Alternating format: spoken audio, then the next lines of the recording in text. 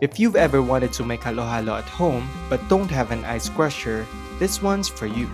Today I'll show you how to make 3 easy halo-halo versions using a simple homemade ice mix that we can turn into shaved ice using only a knife and a chopping board.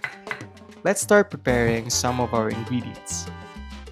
These days, it's pretty easy to find halo-halo ingredients in most Asian supermarkets. You can buy almost everything pre-made, but some ingredients are simple to make at home and taste even better when freshly made. First, we'll be using around 1 hand of nearly ripe Saba bananas, about 750 grams before peeling and around 400 grams peeled. I like using nearly ripe Saba because they already have some natural sweetness, but they're still firm enough to hold their shape while cooking. Overripe Saba can turn too mushy, while younger ones can be a bit too starchy and less sweet. Once sliced, set them aside. Next, we'll need 4 medium-sized sweet potatoes, for about 700 grams raw and 600 grams peeled. Start by trimming off the ends, then peel them using a vegetable peeler. As you peel them, place them in a bowl of water to keep them from browning. I'm using purple kamote here, but any sweet potato available in your area will work.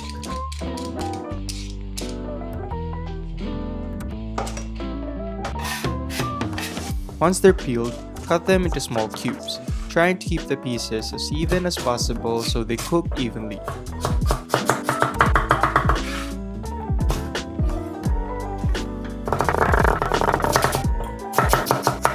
To get rid of excess starch, rinse the cubed sweet potatoes a few times until the water runs clear.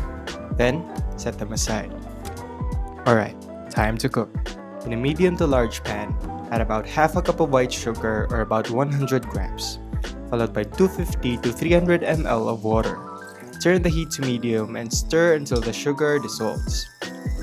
Then add the sliced Saba bananas. Cook them until the syrup thickens a little and the Saba turns tender and glossy. This usually takes about 10 to 15 minutes. You can add a bit of salt to enhance the flavor. If the pan starts to dry out too quickly, just add a little water as needed. I actually added a bit more water here because mine started drying out. Once cooked, transfer the sweetened Saba to a container and let it cool down. Next, we're going to make our sweetened kamote or sweet potatoes. In the same pan, add 1 cup of white sugar or about 200 grams, followed by 500 to 600 ml of water. Turn the heat to medium and stir until the sugar dissolves. Then add the cubed sweet potatoes. Cook them until they're tender and the syrup thickens slightly. This usually takes about 10 to 15 minutes depending on how small you cut them. You'll know they're done when the sweet potatoes are soft enough to pierce easily with a fork, but still hold their shape. Once cooked, transfer the sweetened kamote to a container and let it cool down. Next, let's make our pandan flavored jelly. I'll be using a packet of pandan flavored gulaman, cooked according to package instructions. This particular brand calls for 1 liter of water for every 25 grams of gulaman. If you want your jelly to be a bit more flavorful, you can add a little white sugar or use coconut water instead of plain water. I'm keeping mine plain so it stays more flexible flavor-wise later on. Keep the heat on low for about 5 to 10 minutes. We don't want it to come to a boil to avoid air bubbles. Once you see steam rising and the gulaman has fully dissolved, it's ready. Carefully pour the mixture into a container or a large tray enough to hold the gulaman. Then let it cool completely until it sets. Now for the most important part, the ice. This is how we get that shaved ice texture without needing an ice crusher at home. In a mixing bowl, add 500 ml of water and 60 grams of powdered milk. Then mix until fully dissolved. I'm using a milk frother to mix mine, but a small whisk or even a fork will work just fine. Carefully pour the mixture into plastic ice bags, then tie each one tightly to seal.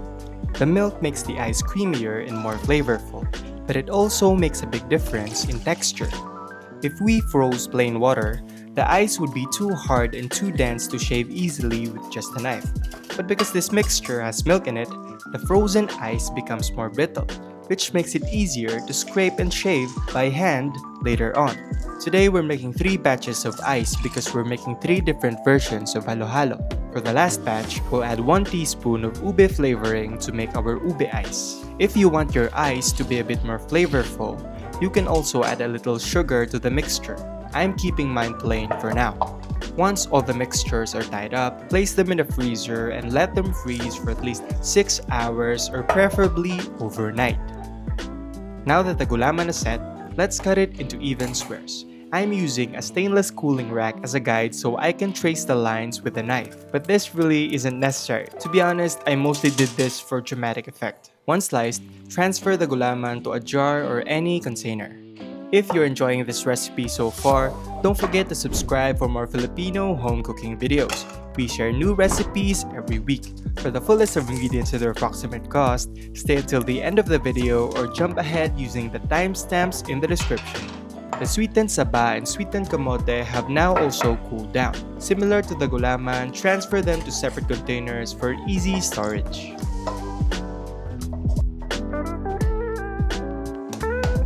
Now that our homemade ingredients are ready, let's take a look at the rest of the halo-halo components. These are a few pre-made ingredients I bought from the grocery to make things easier. There's really no fixed ingredient combination when it comes to halo-halo. Most of us just put in whatever we like and mix and match to our heart's content. But here are some of my favorite combinations, starting with our milky white halo-halo. Using a sharp knife, slice the ice into fine shavings. If this is your first time doing this, you'll probably notice that it's much easier to shave than regular ice. The texture also turns out finer, although some people may prefer their ice a little on the chunkier side. Add the shaved ice to a bowl. Then top it with our sweetened Saba bananas, some sweetened makapuno, sweetened white kaong, leche flan, nata de coco, and grated cheese. Then finish it off with a scoop of ice cream. I used mango ice cream here, but vanilla would be great too. Then pour over some evaporated milk to make it creamier and easier to mix together. Give it a good mix, and if you like your halo-halo on the sweeter side, you can add a bit of sugar here too. Let's give it a taste and see how it turned out. It's creamy, refreshing, and full of different textures. You get sweetness from the saba and other toppings, a nice richness from the leche flan and milk, and a little salty contrast from the cheese that brings everything together. If you want something a bit lighter but still special, you should definitely give this one a try. Next, let's make our Ube Halo-Halo. Start by lining the sides of your bowl with some ube halaya or ube jam. I like using a clear bowl for this one because it really shows off those purple streaks. Next, shave the ube ice into fine shavings and add it to the bowl.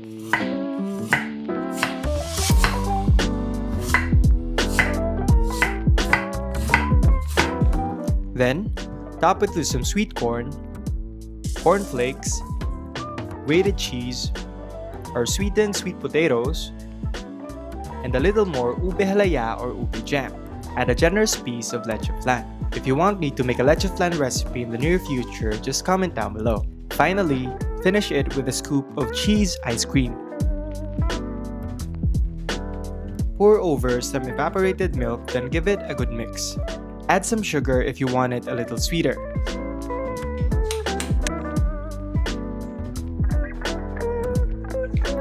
Let's give it a taste and see how it turned out. This one is creamy, rich, and nicely balanced. You get the distinct ube flavor right away, while the sweet potatoes, leche flan, and cheese make every bite more interesting. The cornflakes also add a nice crunch. Lastly, let's make our classic halo-halo overload. Start with our shaved milky ice. Then add the pandan jelly. Add the sweetened red kaong, sweetened red munggo, sweetened langka or jackfruit, nata de coco, our sweetened kamote, sweetened saba, sweet corn, sweetened makapuno, and a little ube halaya or ube jam. To finish it off, top it with a scoop of ube ice cream, a piece of leche flan, some grated cheese, a few cornflakes, and a stick of your favorite wafer sticks. Pour over some evaporated milk, then give it a good mix.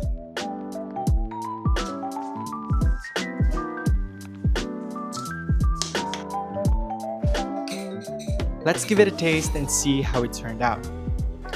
This one really tastes like the full halo-halo experience. It's creamy, refreshing, and loaded with different toppings, so every bite feels a little different from the last. Which halo-halo would you pick first?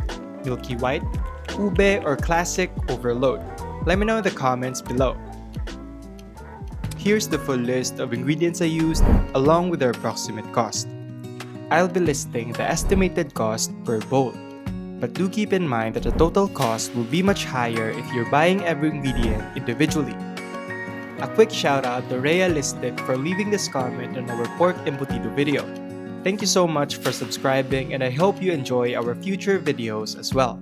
If you found this video helpful, give it a thumbs up and let me know in the comments how your halo-halo turned out. Subscribe for more easy Filipino recipes and click the video on your screen for another easy Filipino dish. Thank you for cooking with me, and I'll see you in the next one.